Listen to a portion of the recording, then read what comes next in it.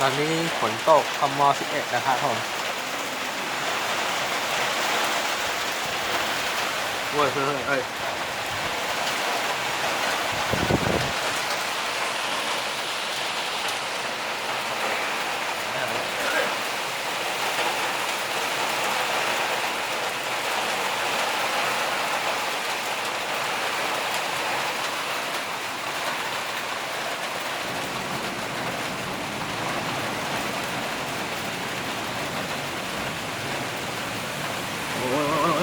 ้ยโอ้ย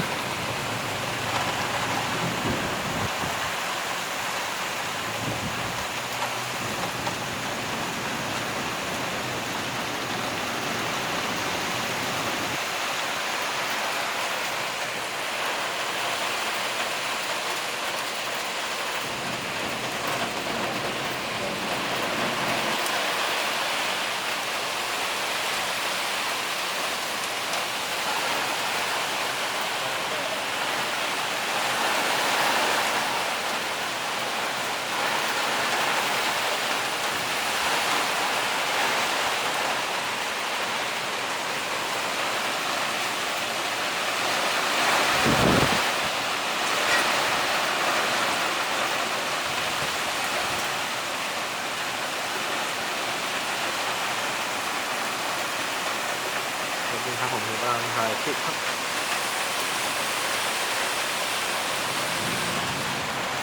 ต้องมาด้วยเนี่ยอันนี้ทำทีพูดทีแล้วเนี่ยเขาเรียกซูม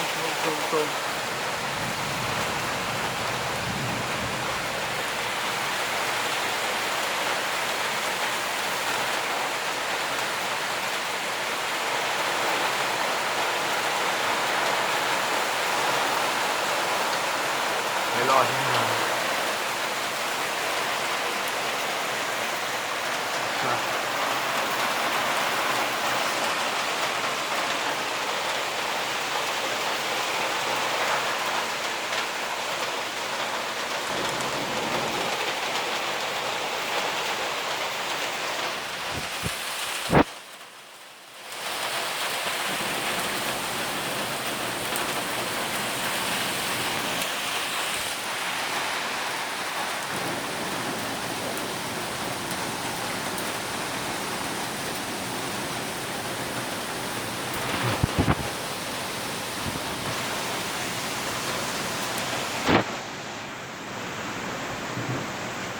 ฝนสาดเลยฝนสาดจับ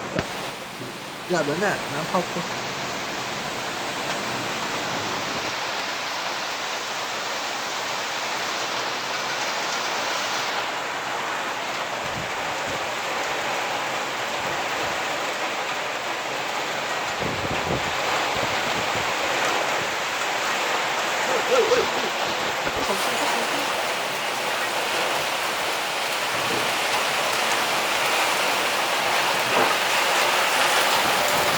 ดูแล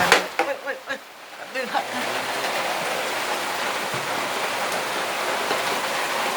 ห่างเลยคนนี้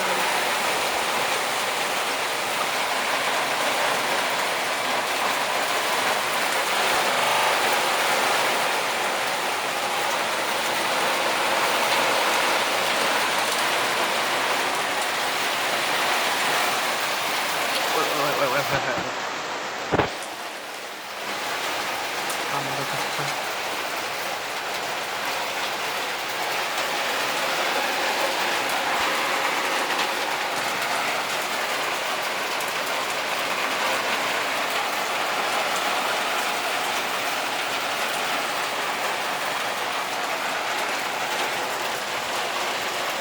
ทางดีด่าแน่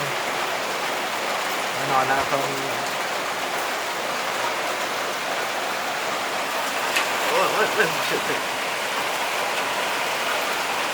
ถามว่าเพื่อจะเป็นทำอะไรใช้ก็คอมเมนต์ด้วยนะครับผมช่วงนี้จะยุเข้านะผมจะถ่ายจากเครื่องโทรศัพท์มือถือนะครับผมช่วยคอมเมนต์ด้วยนะครับว่าขนาดที่ลพบุรีเนี่ยลมแรงมากครับอายุเข้าน้ำท่วมมาท่วมหอเลยถ้าเกิดว่าเราหรอกมันล้างไม่รอดแน่